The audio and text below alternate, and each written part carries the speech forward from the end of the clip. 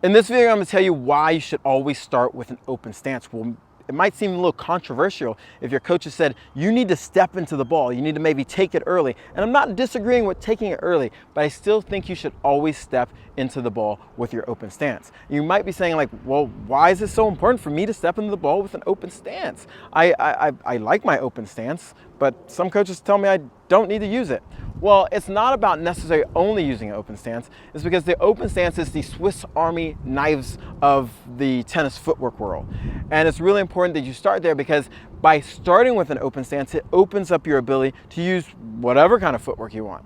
The mistake a lot of players are making are that they're not starting in an open stance, and I'll show you why. Meaning that when the ball comes, they reach across a lot of times and either go into neutral and they're stuck like this and they can't make an adjustment. Or if the ball's further away, this is what they do what I call the horsey trot. They get over there and they're trying to like get to the ball like this and they can't get there. It's because they didn't use an open stance first. And that's the most important part about this video, the word first. Doesn't mean you have to use it last. And so what I mean by this is that when a player is moving to the ball, you always want to have them moving using their outside leg, which sets them up for an open stance first.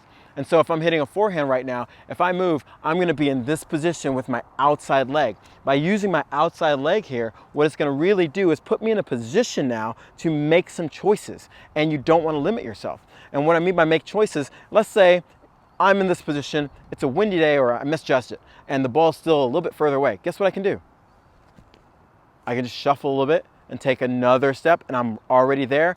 And the other thing about this is it gives me the ability to do two very important things when I'm gonna hit a ball. Be balanced because I adjusted without having to lose my balance, and to rotate.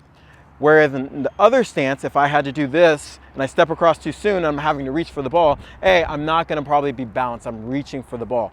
B, you're not rotating. Maybe you can bring the foot around like this, but it's not the most optimal way of hitting the ball. The reason why I say open stance first is because if I go here, I can make adjustment here. I can also, if the ball's short, I can take another step forward with my open stance. If the ball is deeper, guess what? I can take a step back with my open stance. So all these things can be done.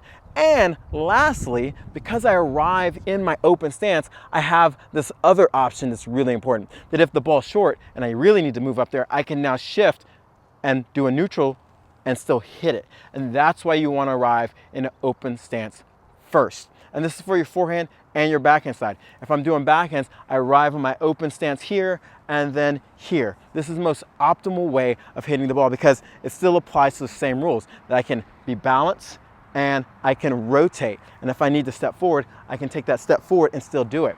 But if I, again, take a step here too soon and not arrive in the open, well, guess what's gonna happen?